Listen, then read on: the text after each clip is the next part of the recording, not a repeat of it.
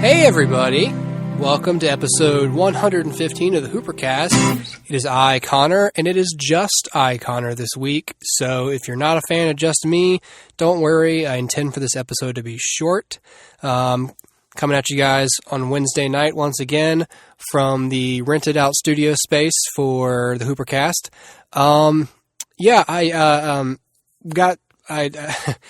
So last week it was just me and John. Dustin's having some logistical adjustments to make because he's doing some new stuff, and he's just got a life to live right now, and he's trying to get all his ducks in a row right now. So he could, not in a negative way, by the way. Dustin's fine, but he's had some schedule changes that he's been trying to contend with, and he's just trying to make sure he's got everything in the correct place before he returns to the show. So Dustin is on indefinite, but very, very temporary hiatus for the HooperCast. So don't worry about Dustin. Dustin's fine. I was going to craft some elaborate ruse about how we're having a falling out, but it's just not worth it to burn the calories for that kind of thing. Not on the lies and the negativity, man.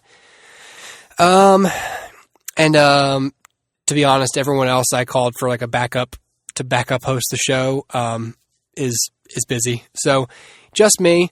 So this will be a shorter episode just because, as you probably know from the other times this has happened, I just can't carry the show very well without a co-host. So I'll do my best, and with the magic of post-production, I'll try to do as little post on this show as possible, like always. But I'm just gonna have to edit out some gaps of me looking up stuff or stuff like that.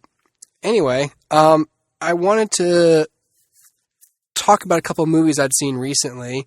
I had tried to see more movies that came out last year to kind of be more in line with just to be in line with most people who'd gone out to theaters in 2015 without obviously having spent the money to go see movies in theaters. And I'm not seeing every movie from 2015, but I'm seeing a lot of the ones that I would have seen in theaters if money was no object. That was 2014. Well, screw it. I'm still going to talk about it. This movie, although is not a 2015 film, it's actually 2014, so this won't apply to my best of list, but I did see the Kingsman, The Secret Service, which is a movie that came out in 2014, directed by Matthew Vaughn, and I believe it's based on a comic book. Although Rotten Tomatoes says it's 2015. When did this movie come out? Hold on, guys. I need to do some clarifying because I'm getting two different. Oh, it did come out in February? Really? Wow. February 13th. So this is almost a year ago to the day that this film came out. This weekend last year, this movie came out. Okay, this is 2015. That's right. Okay, cool. So it's directed by Matthew Vaughn, who a lot of people may know and love from having directed, Kick-Ass or what else? X-Men First Class. Let me check on Matthew Vaughn's most notable credits. Yeah. Oh, I didn't know. So Lock, Stock, and Two Smoking Barrels, Snatch. Really? He directed Snatch? Oh, sorry, producing. Okay, so he directed Layer Cake. I haven't seen that, but I heard it's good. Kick-Ass, X-Men First Class. Yeah. So Matthew Vaughn's a very established, but still probably undervalued, or at least underexposed director who can do good work. So Dustin and I had a conversation way back when about James Bond and how I liked the idea, although this may not be most people's picture of James Bond. I liked the idea. I've been talking a lot even before I came into the booth, so I'm sorry about my voice.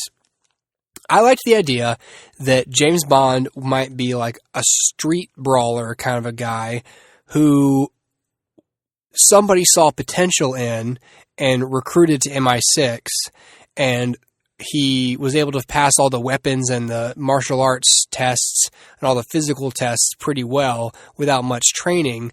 They just sort of refined that area of his repertoire, but all the things about like dressing well and charm and picking up women and, ordering drinks and stuff, that all was taught to him. And he went along with it because he figured, well, at the very least, I'll learn how to, get laid while we do this job. And then he just ended up staying in MI6. I know that that's not the official background of James Bond, but I always responded to that possibility because I thought that's interesting to me that somebody would essentially take advantage of the free training in order to just for personal gain and ended up kind of staying. And that's kind of what happens in this movie. I draw the James Bond comparison also because, one, it's about secret agents, and two, they are not shy about alluding to James Bond or spy movies in this film as sort of like a self-referential poke fun sort of thing. It was kind of annoying after a while, but this movie, I would say it doesn't really star Colin Firth. It heavily features him and everything, but the actual star of the film is, well, he's not top billed, but it's Taron Egerton is like the main character. And he's a young kid whose home life is terrible. He's not like a thug. He's actually got a pretty good heart, but he's rough around the edges, but he doesn't really get in any real trouble. Colin Firth takes a liking to him, because his dad was a Kingsman way back in the day. And the Kingsmen are like this secret society of like, secret agents, and they all have code names once they get in. So Colin Firth is Galahad, and Mark Strong is Merlin, and so they're looking for a new Lancelot. And so they got like this whole training, thing going on. And also you've got Samuel L. Jackson's the villain of this movie, who's like this big tech genius kind of guy who's going to mind control everybody. I'll explain that in a little bit. That part's actually not too bad. So the movie is like half of it is really just the competition to become Lancelot, and then there's also like the actual climax of the film. So yeah, so I'll say this for the film. It's very entertaining, and look, if you haven't seen this by now, I mean, obviously you weren't interested in it at the offset, or else you would have gone to theaters for this film. This is a very good theater experience kind of film, probably would have been. Who cares? It will never play in theaters again, unless you own a home theater, unless you're like Mel Gibson or Kevin Smith or George Lucas or, somebody, Phil Rosenthal, somebody like that, who's got a home theater, but not us, guys, not us. What I'm going to say, though, is that I liked it. I tend to like movies that are a little bit more, I'm not going to say realistic, but while it's fun to watch, like, the secret door behind the bookcase and this elevator lowers really far down into like this underground layer underneath this, like, this, suit store. But to me, I'm at the point with movies where I'm thinking more like, okay, so what came first, the secret base underneath the suit store or this whole city block that is in England that has to have been 2 centuries old? So was there always a secret bunker under this suit shop, or did contractors come in afterwards? If that's the case, how does nobody know about it? Because wouldn't someone say, oh, there was some massive remodeling being done in this at the Kingsman suit shop that took like 6 years? Who takes 6 years to install, hardwood floors? Like, I get stuck on things like that because I'm like, how did they fit a big elevator in here? Like, this had to have been built after the fact, in which case, like, wouldn't this have drawn attention, or there'd be some sort of like, paper trail for this place having suspiciously, large amounts of money spent on remodeling, and you can't really see it in the woodwork or the finish or the crown molding, or where'd this money go? So I get stuck on things like that, or like, wristwatches that are gadgets, or significant little MacGuffin gadgets that serve the purposes of the story. How do they fund this organization? This and that. I don't like getting stuck on those kind of details, but I do. So you can't really think too hard about this movie because it's meant to be sort of tongue in cheek in terms of its plausibility, which is obviously like my main thing in movies is just plausibility. But that's also just the kind of movie it is as well. So get past all the grand bells and whistles of what this plot is, and it's just really fun. It's just a straightforward, simply fun film. The weirdest part of it is probably Samuel L. Jackson. Again, he's playing a villain, and we've seen this guy among other roles, but recently, most popularly as Nick Fury. So in this movie, he's Calvin something, I don't know. But he dresses kind of like a rapper with like the track suits and the caps and the Jordans and whatever the kids are wearing these days. And for some reason, he opted to talk with a lisp. So his character's all talking like this, and I got all these SIM cards passing out all around the world. I shouldn't have done that voice. I should have just stuck to the script. Damn it. There's never in the story where you're like, I was bullied when I was a kid because I had a lisp. It's just like he just decided, I think I'm going to talk with a lisp for this film.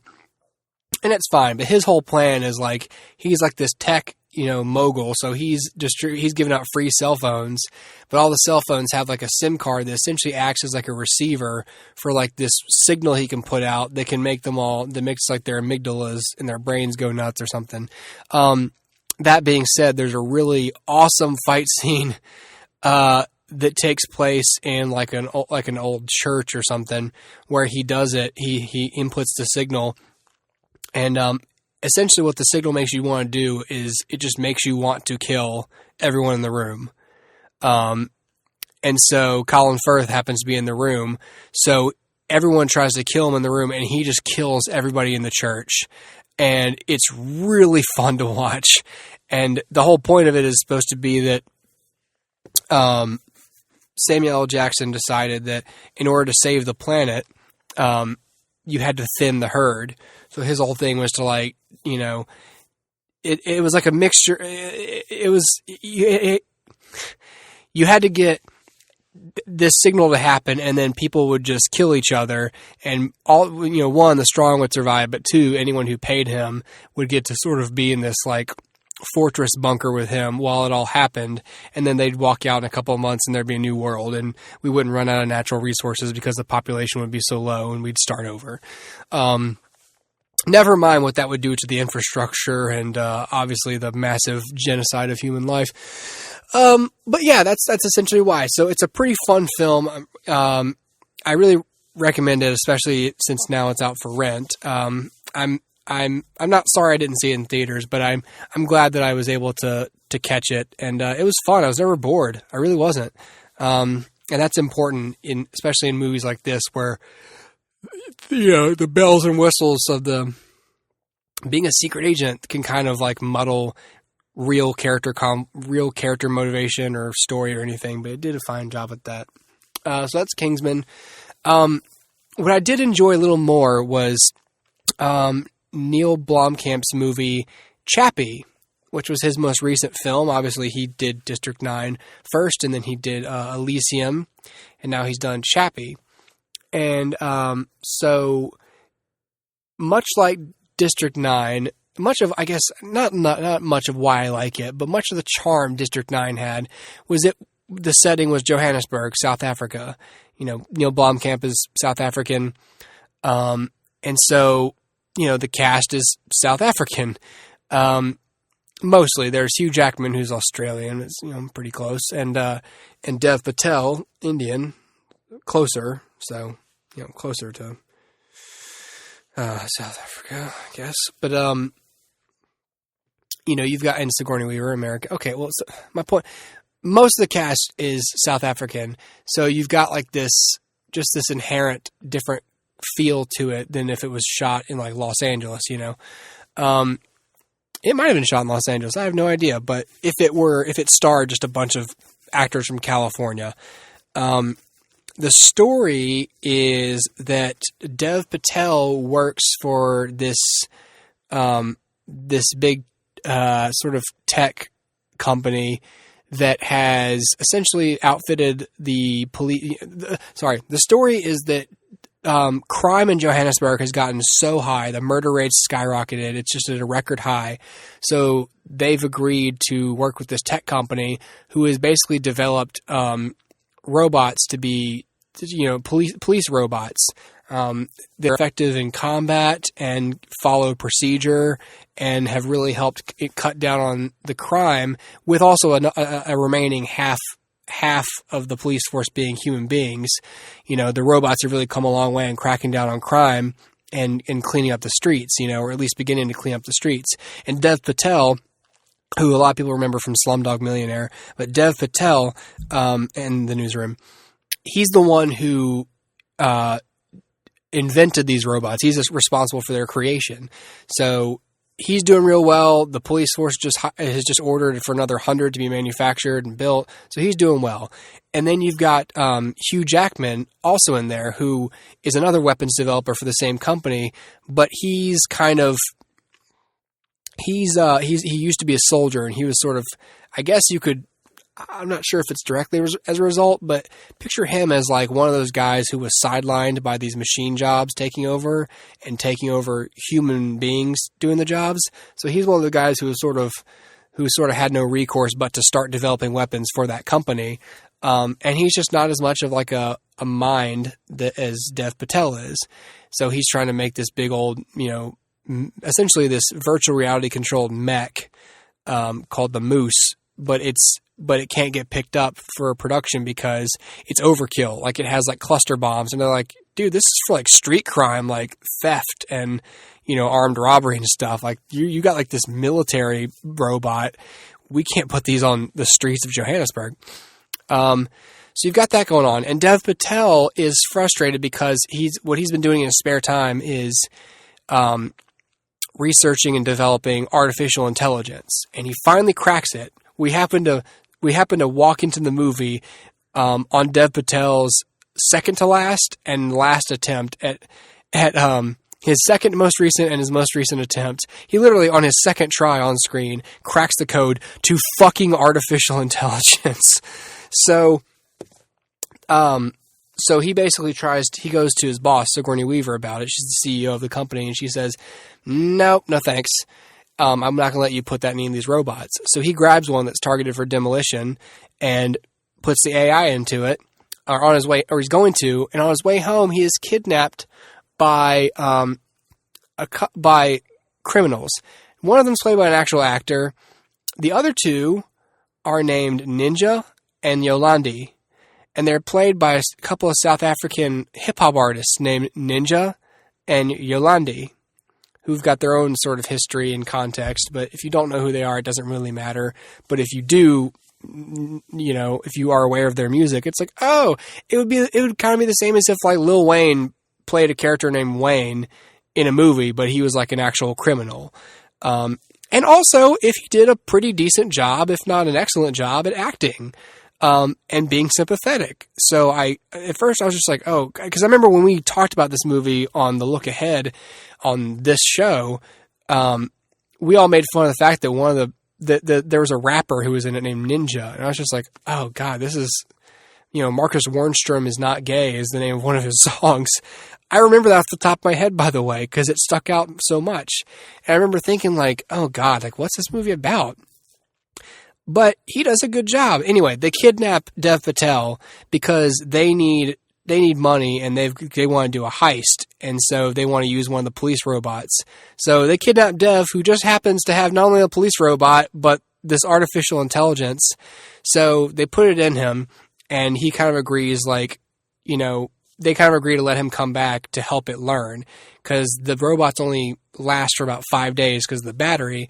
And Dev's whole point was, these robots can learn, but they're like children. They learn much faster than humans, but they start out like children. You can't just teach them how to hold guns. Like, you have to nurture them. So what he's getting out of the experience is he's getting to sort of nurture this AI he created, while their ultimate purpose for him is, but we're going to also train him to like shoot guns and like, rob banks, essentially.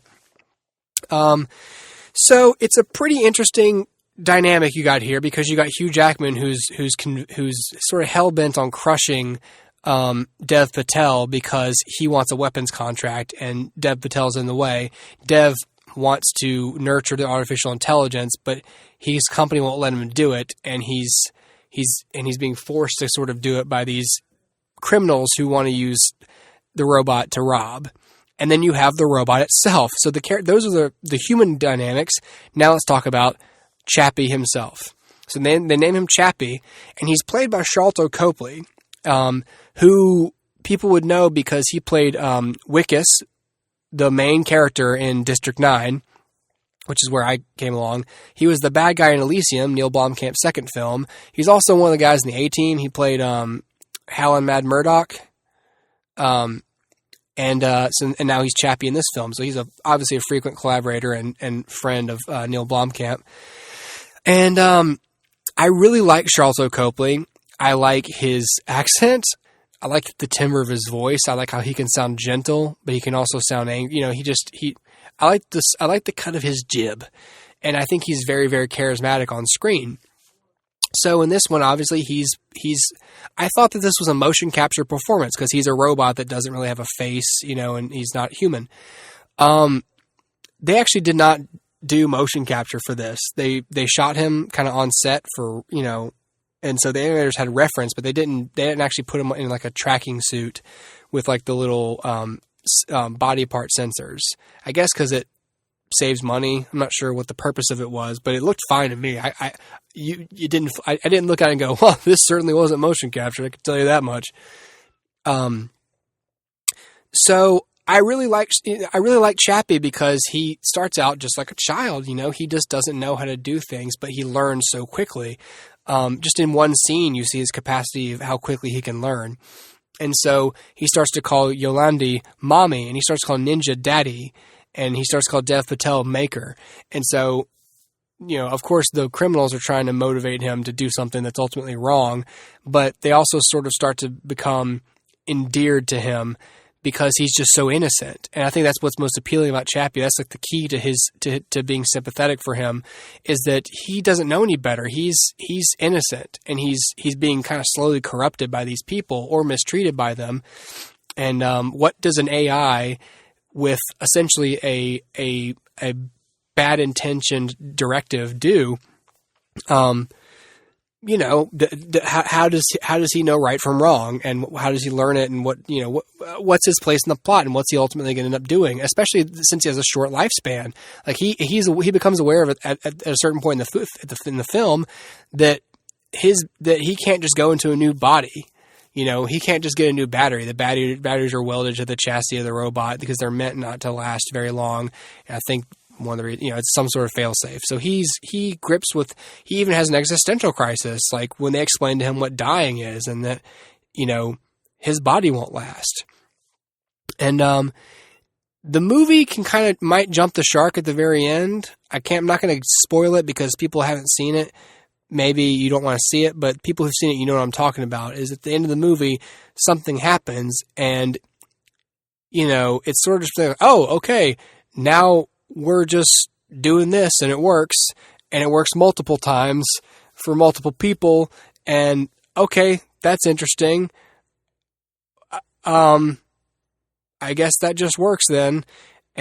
But I was fine with that because I was never caught up. And okay, look, if you haven't seen the film, just spoilers for a second. But for those who don't care about spoilers or have already seen it, this part's for you. So at the end of the film, Dev Patel has been shot and he's dying. He's mortally wounded. And Chappie's already trying to transfer his consciousness into a new robot body. So not only does he transfers Dev Patel, he uploads his consciousness, into, they do it early in the movie. Like they set up why you can even upload a consciousness or quantify consciousness. So first they quantify consciousness into like zeros and ones, and then they upload it wirelessly, by the way, into another defunct robot in the factory. It works on the first try, and it has Dev Patel's voice, and he's all fine. So then Dev Patel does it for Chappie to a nearby robot wirelessly. It also works, and then they run out, and they happen to have Yolandi's consciousness because she was shot earlier in the film, and so they hack into like the end of the film is they hack into the manufacturer, this company wirelessly, and build a robot that looks kind of like Yolandi in order to put her consciousness into it so she can come back to life, basically. And it's just like, okay, so we went from like, this is all theoretical to like, hey, we actually, not only can we do it, but we did do it. So people may have a problem with how quickly like the scientific capabilities of this universe progress within like this week the film takes place in.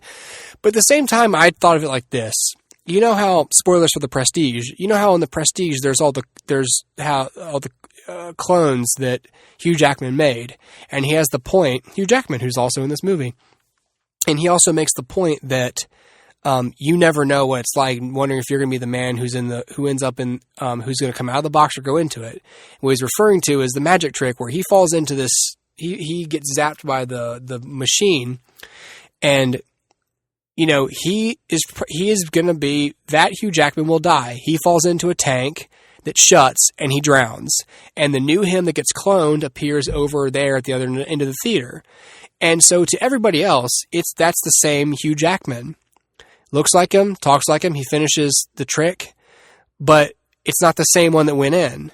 But it is because he cloned himself. And so if you think about the concept of cloning yourself, you don't have to think of it like your soul transfers over into that body, because your soul dies with you, your soul doesn't move, because then you would just wake up in a new body. But you copy yourself in every single cell in your body, every single part of your consciousness and your awareness is copied. And so the person is you that you clone right off the bat, because it has your memories and your moods and inclinations, and it remembers what you had for breakfast that morning, and it remembers what you intended to do that night when you got to bed. But it's not you. It's just an exact copy of the very last moments of your life.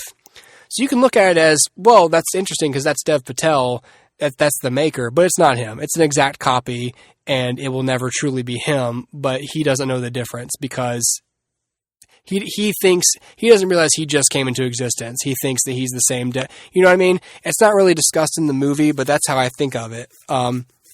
So that kind of ending can be a jump the shark for people, because it kind of quickly gets to that point of, oh, okay, this is what we're doing now. But I really like the film. I love Sharlto Copley. I like it when he's being tender and vulnerable, and I also like when he gets angry, because he doesn't have like a very manly voice. He's just like, I don't know what to kill you, Daddy. Who killed Mommy? Who killed Mommy? Who was it, Daddy?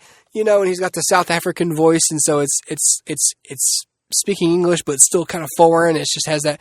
I just really like it, and I think when Chappie came out, it was not well received. I think it got like a 30 or something on Rotten Tomatoes. And I like this movie. I really do like it. I liked it better than Elysium, that piece of garbage with Matt Damon in it. I don't like as much as District 9, but it's up there with it. I really do like it. I like Neil Blomkamp. Much like Matthew Vaughn, he's a young, relatively new director. Even Matthew Vaughn's been around for at least 10 years, but hasn't done a lot of films, but most of the films, and obviously in Neil Blomkamp's case, all the films he's done have been notable, and at least him as a director is notable, and we should keep an eye on him because everything he does is worth seeing. Kind of like Duncan Jones as well, Quentin Tarantino. That's kind of a broad example. He's a lot more successful and has a lot more mainstream appeal. But I really like Neil Blomkamp. So if you have not seen Elysium, go see it. Elysium. If you haven't seen Elysium, don't bother. But if you have not seen Chappie, go see it. I think it's worth it. I think everyone's good in it, and especially Sharlto Copley, and especially speculative fiction. Again, my favorite genre, and I like that a non-human character was able to be made as sympathetic as Chappie was. And again, Ninja and Yolandi did a good job of acting as well, because you pick a couple of rappers to act, you never know what you're going to get. But they turned in good, believable performances. And then the movie really depends on the strength of their performances, too, because they essentially shape Chappie in a way, especially Yolandi. Because, again, she's essentially like his mother. So that's those two. I also saw, real quick, I'm not going to say too much about it. I also saw the new Poltergeist, the reboot, or, the remake they did. I can't remember who the director was, doesn't matter. Sam Rockwell's in it, and then a bunch of people actors whose names I don't know. I am actually in the camp of, I think the original Poltergeist holds up, except for the scene where the guy's face is melting, where it's obviously like, these are dated visual effects, like, okay, clearly this is fake. But it holds up in every other respect, like the TVs and like the spinning objects in the room and the actual poltergeist behavior is all still very creepy to me. So I didn't really need this remake. I don't really watch a lot of horror movies because I do scare easy. But I wanted to see it because I just thought that the trailer looked good. The clowns were creepy, of course. That scene was pretty scary.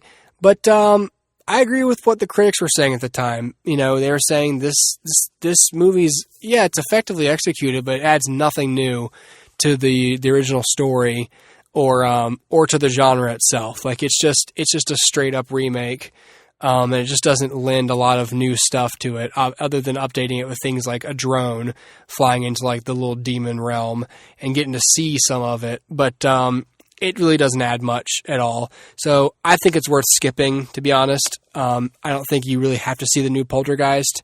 I thought it'd be so bad that it'd be funny, or at least pretty well done to where it's worth mentioning, but I don't think it was really worth making, and therefore I don't think it's worth you guys seeing it. So if you were planning on seeing Poltergeist, don't worry about it. I don't think it's worth it, so forget about it.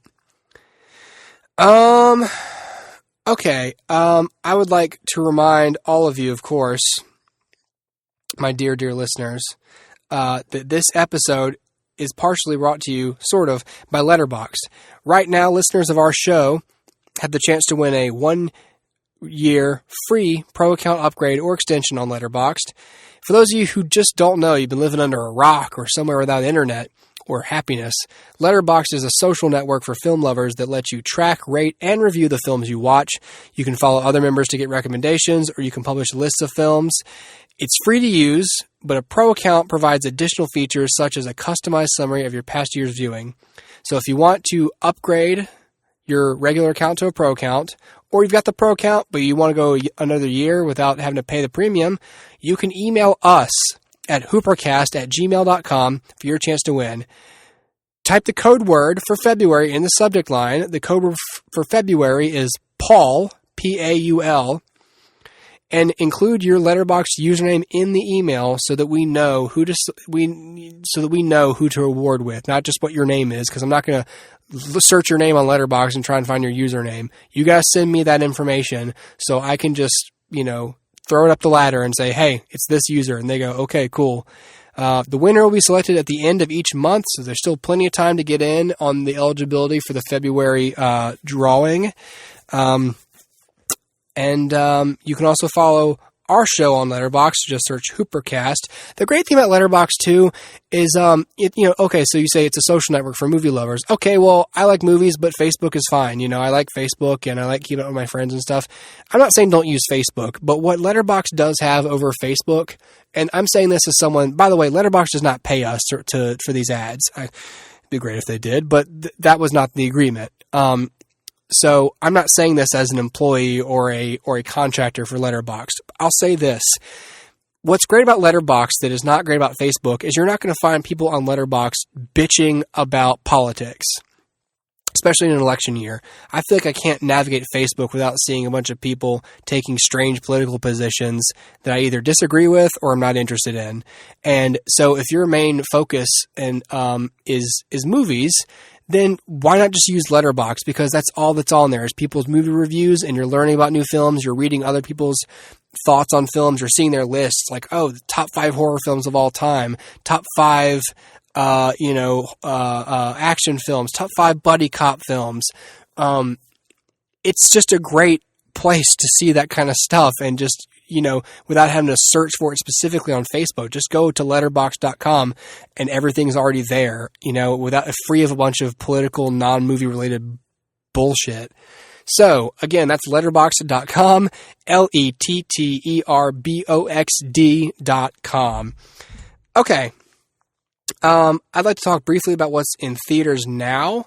I'm not going to talk about any TV because I'm still watching the same kind of stuff, and I prefer to talk with Dustin about that in person. I haven't finished anything recently, so I'm still just working on and keeping up with shows currently. So I will not talk about that in this episode. But in theaters now, we got the same stuff from last week. We got Pride and Prejudice and Zombies. We got Hail Caesar and Kung Fu Panda 3, but we also got, now in theaters, Where to Invade Next, the next Michael Moore film, is an expansive, rib-tickling, and subversive comedy in which Academy Award-winning director Michael Moore, playing the role of Invader, visits a host of nations to learn how the U.S. could improve its own prospects. The creator of Fahrenheit 9/11 and Bowling for Columbine is back with this hilarious and eye-opening call to arms. Turns out the solutions to America's most entrenched problems already exist in the world. They're just waiting to be co-opted. I just said we wouldn't get political, so I'll keep it short. I'm sorry if I'm alienating listeners this way, but I just have to say this. Fuck Michael Moore. I think he's dishonest. I don't think he really cares about half the stuff he pretends to care about. And I think he just makes these films about American outrage because it sells tickets. I personally don't believe that America should go around apologizing for a bunch of stuff it does. And I also don't think that other nations hold the key to what makes America great, or what America should and shouldn't do. Because, and I'm sorry if I'm offending any listeners from other countries, I would expect you fully to support and sort of bolster up the image of your own country. But I'm not going to apologize for being a proud American. And I just think that the experiment that is America, these people coming over to this land in search of religious liberty, but also just the to be represented equally before the law and be able to vote for things, in a way that just wasn't happening at the time, especially in England, and to be taxed if they also had representation before their leaders. And I think that everything that made America great it came from other nations and that it came from immigrants, but every time we were about to do something, we don't ask a bunch of other countries, do you think this would help us or hurt us? We just do it and we see what happens. And most of the time it's worked out pretty well. So I hate the idea that Michael Moore says, well, no one in our country knows what's best for us, so let's just ask other countries what America should do. Because other countries are going to say, well, they should trade more with us, but they should, let's do this bad trade deal, this bad trade deal. Other countries don't have America's best interest at heart. So why would you go make a movie where you just walk around and ask people, in China, hey, what's best for America? Well, they should trade more with us, but also let us make a lot of money off of trade with us. Okay, not really interested in what you have to say because you have no skin in the game for America. So I hate to get political. I'm sorry. I put time code up so you guys can skip these sort of things if you're not interested, but I hate Michael Moore. And so, but if you love Michael Moore, you want to see this next film and you'll eat that shit up and you'll love it, man. But I'm just not buying what he's selling. There's also a movie called Touched with Fire with Katie Holmes. Don't know what that's about, so enjoy that. There's a movie called Providence. Don't know about that. Of Mind and Music. Sorry, don't know about that. The Tour. Don't know about that. How to Be Single. It seems like a good old-fashioned terrible February comedy, so I'm going to skip that. Zoolander 2 is also in theaters now. Again, February kind of scares me away from seeing this movie, but everybody's back, and hopefully it's good. So I'd be interested in seeing what the review. I don't think Rotten Tomatoes is going to treat that movie. I gotta be honest, I don't think that movie's going to do very well, and I don't think it's going to be reviewed very well. But I'll definitely at least rent it because I like Zoolander. But my pick this week is going to be Deadpool. We've been talking about it for months on the show. Michael Grayson agreed that the ad campaign is so impressive for this film. And I'm personally, especially since Dustin's not here to say that he's not a fan of Deadpool. So, haha, Dustin, I get to talk about Deadpool and you can't say nothing. You can't say nothing. I'm not saying anything different than I've said before. I think that they're about to knock Deadpool out of the park.